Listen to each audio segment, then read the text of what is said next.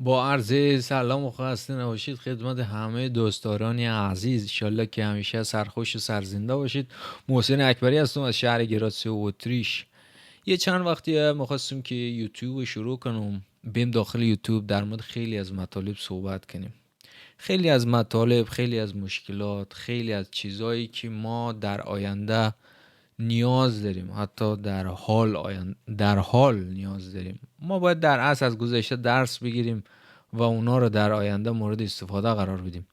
به خاطر از او آمدم شروع کنم که حد اکثر بتونم ما هم یه چیزی یاد بگیرم، چون مطالبی که اینجا گفتم میشه را ما باید برم دنبالش بگردم داخل این ور اطلاعات پای جمع کنم تا بهم در اختیار از شما قرار بدم. به خاطر امزی واسه خودم خیلی خوب میشد که ما یه مجبوریتی پیش میمد که برم یه اطلاعاتی جذب کنم، بعد بهم در اشتراک از شما بذارم. خیلی خودم یاد میگرفتم، بعد موشد یه کمکی هم در کسایی که نگاه میکنم باشه، یعنی یاد بگیرن از چیزایی که در اختیارشان میذاریم.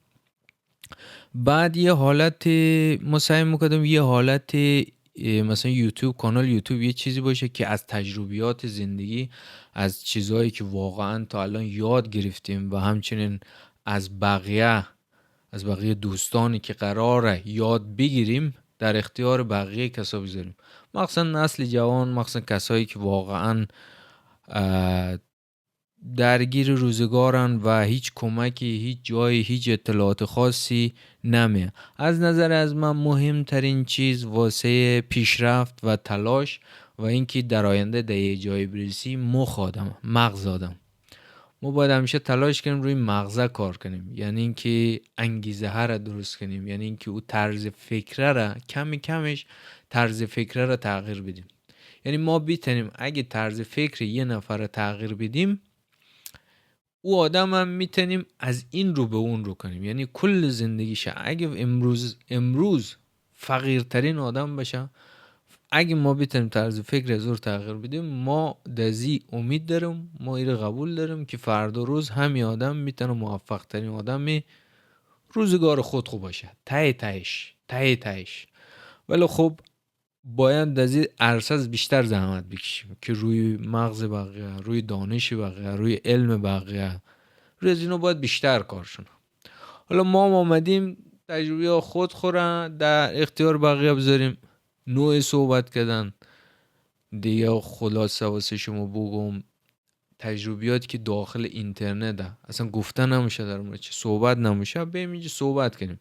کم مشکل نداریم که خودشون میدونید فارسی زبان ها دنیای مشکلن. شما یه کتاب 1000 صفحه‌ای رو باز کنی از فارسی زبان ها، از صفحه 2 تا صفحه 999 شی فقط نوشته مشکلات، فقط مشکلات ها. شاید صفحه آخر در مورد چیزای دیگه باشه، ولی 999 998 صفحهش مشکلات و باید حل کنیم دیگه. یعنی مشکلات چیزیه که همیشه هسته، ولی خب اگر ما بگیم که نه همینطوری میذاریم که هسته، هیچ چیزی حل نمیشه.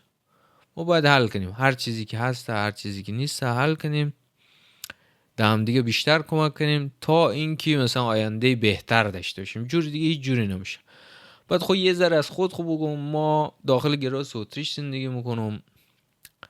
از نظر درسی بگی الان تقریبا 20 سال میشه اینا که ما درس خوندیم توی کشور مختلف، هم پایین درس خوندم هم بالا اومدم درس خوندم، هنوزم دارم درس میخونم. یعنی یه وقفه کاری شد رفتیم سر کار، باز دیدیم کمه از لحاظ تئوری واسه ما کمه، باز باید بریم درس بخونیم. خیلی چیزا رو خب اینجا آدم میاد، چون ما تنها بودم باید از صفر شروع میکردی، تا به یه جایی میرسی. و به خاطر امزی که شما از صفر شروع میکنید و در چند سال بعد احساس میکنید که در یه جایی رسیدید، خیلی چیزا رو در اصل شما یاد گرفتید که در اونجا رسیدید.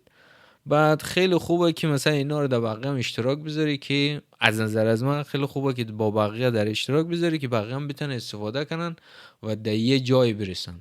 و همچنین توی عرصه ورزش هم 15 سال میشه حداقلش حالا بچگی حساب نکنیم 15 سال میشه توی ورزشم کلان، از ورزش‌های رزمی و ورزشی فوتبال آمریکایی، فیتنس دیگه، ورزش‌های مثل تنیس، شنا، جودو، هرچی بوده بوده دیگه، مقصد رفتم انجام دادم، چون خیلی واسه از من ورزش جالبه، یه نوع سرگرمی یه ذره بالاتر از چیزهای دیگه حساب میشه و همچنین به صورت حرفه‌ای هم تمرین کردیم یه دونه از ورزش ها را و میشه که اینا رو همه رو قاطی کنی. بعد از نظر درسی یه آدمیم که مثلا دنبال از فیزیک و ریاضی و منطق و اینا خیلی خوشمه و سعی میکنیم که همه چیز به صورت منطقی جامع تعریف کنیم که همه بتونن بفهمن.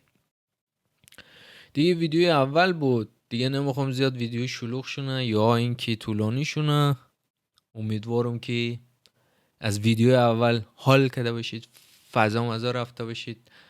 دیگه تا ویدیوی بعدی شما رو به خدای منان می سپرم. عزیزید.